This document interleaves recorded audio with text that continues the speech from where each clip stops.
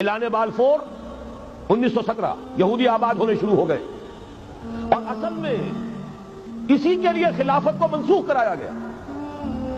سلطان عبد الحمید اگرچہ یہ ترکی خلافت جو ہے برد بیمار کمزور، پھر بھی وہ مسلمانوں والا جذبہ اتنا تھا، انہیں بڑی سے بڑی رشوت پیش کی گئی تھی۔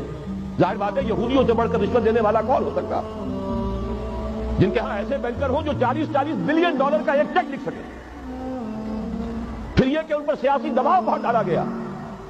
انہوں نے جب تک خلافت عثمانیہ برقرار رہی یہودیوں کو فلسطین میں آباد ہونے کی اجازت نہیں دی، کہ جو معاہدہ کیا تھا حضرت عمر نے رضی اللہ تعالی عنہ، خلیفہ ثانی نے، خلیفہ راشد نے، ہم اس کے پابند ہیں اور ہم یہاں یہودیوں کو آباد ہونے کی اجازت نہیں دیں۔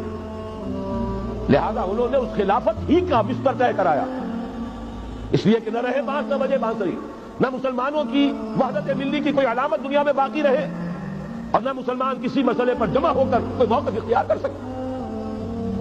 اعلان بالفور کے نتیجے میں آبادکاری شروع ہوئی۔ 1948 میں اسرائیل قائم ہو گیا، معجزہ ہو گیا۔ 1967 میں اس کی توسیع ہو گئی۔ اس میں ایک بات اور بھی عرض کر دوں، یہ سارا کس طور سے ہوا ہے کام؟ آپ نے زائنزم کا نام تو سنا ہے، صہیونی تحریک، خود اس کا جو بابا اعظم تھا، آرڈر آف الومیناٹی، 1776 یکم مئی یہ نظام قائم کیا وائسراف نے، اور اس نظام کے تحت فری میسنری اور lodges of the great Orient قائم کیے گئے۔ یہ سارا ہتھ کنڈا وہ ابلیسی نظام، اس کی تفصیل ایک کینیڈین آتھر نے لکھی ہے کتاب میں، پاؤن زندگی، یہ سارا دھندا ایک شیطانی چکر ہے، ابلیسی چال ہے، اور اس کے ذریعے سے اسرائیل قائم ہوا اور اس کی توسیع بھی ہوئی 1967 میں۔ اب یہاں تک پہنچنے کے بعد ان کے پیش نظر بقیہ دنیا کی تسخیر اور اسے فتح کرنے کا معاملہ، اور سب سے بڑھ کر اسلام کی بیخبنی اور اس کا راستہ روکنا، یہ ان کے پیش نظر ہے۔ یریدون لیطفئوا نور اللہ بافواہہم۔ صورت اس وقت کیا ہے؟ یورپ اور امریکہ سے آپ مشرق کی طرف آئیے، پہلے عالم عرب ہے، عرب مسلم ورلڈ، مجھے یہ کہتے ہوئے سب دکھ ہو رہا ہے، پورا عالم عرب وہ فتح کر چکے، وہ عرب ممالک کے جو اسرائیل کے ساتھ کسی میز پر بیٹھ کر گفتگو کرنے کو تیار نہیں تھے۔ آپ دیکھ رہے ہیں کہ لائن لگ گئی۔ کبھی صرف انور سادات نے ریکگنائز کیا تھا، پوری دنیا میں شور مچا تھا، اس پر لعنت ملامت ہوئی تھی۔ اب تو ایک ایک کر کے، وہ شاہ حسن ہو چاہے شاہ حسین ہو، اب تو وہاں سے ویزے ختم ہو رہے ہیں۔ سعودی عرب اور امارات، انہوں نے جو کچھ کاروباری بندشیں لگائی ہوئی تھی وہ ختم کر دی گئی، ان میں نرمی پیدا کر دی گئی۔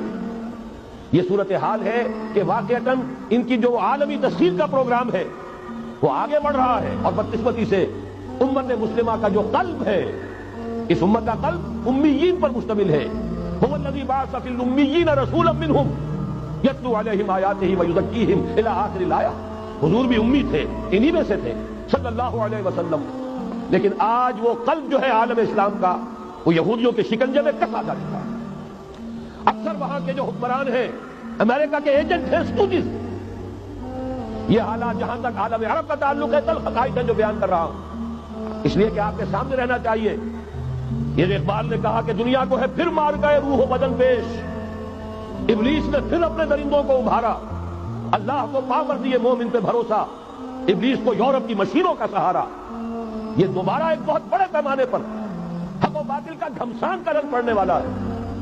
ملاحم کی جو حضور صلی اللہ علیہ وسلم پیشین گوئیاں فرمائی، المرحمۃ العظمی، تاریخ انسانی کی عظیم ترین جنگ جو ابھی آنے والی ہے، اس کو سمجھ لیجیے اچھی طریقے سے کہ اس میں جو قوتیں ایک دوسرے کے مقابل آ رہی ہیں وہ کون سی ہے۔ نیو ورلڈ آرڈر کہنے کو امریکہ کے زیر قیادت ہے، حقیقت میں امریکہ خود یہودیوں کے پنجے میں ہے۔ یہ وہی ابلیسی طاقت ہے جو آگے بڑھ رہی ہے۔ عالم عرب کو فتح کرنے کے بعد اب ان کے پاس اگلا عالم اسلام کا حصہ ہے، غیر عرب مسلم ورلڈ۔ ایران ہے، اس کے شمال مشرق میں ترکستان ہے، روسی اور چینی، مشرق میں افغانستان ہے، پاکستان ہے، یہ ایک بہت بڑا سالڈ بلاک ہے۔ اس کے بعد اگرچہ ہندوستان آتا ہے، بھارت، ظاہر بات ہے کہ وہاں مسلمان اقلیت میں ہیں سوائے کشمیر کے، لیکن یہ نوٹ کیجئے کہ وہاں بھی کم سے کم 15-18 کروڑ مسلمان موجود ہیں۔ آج بھی دنیا کا سب سے بڑا ملک جس میں مسلمانوں کی تعداد اور جن کی نفری سب سے بڑھ کر ہے وہ بھارت، اس کے بعد پھر انڈونیشیا، ملائیشیا ہے، اس سے آگے ہے پھر فار ایسٹ، ابھی انہیں فتح کرنا ہے۔ نیو ورلڈ آرڈر کا یوں سمجھیے کہ ابھی یہ ہارڈ نٹ ٹو کریک، ابھی ایک لوہے کا چنا ہے چائنا کی شکل میں موجود۔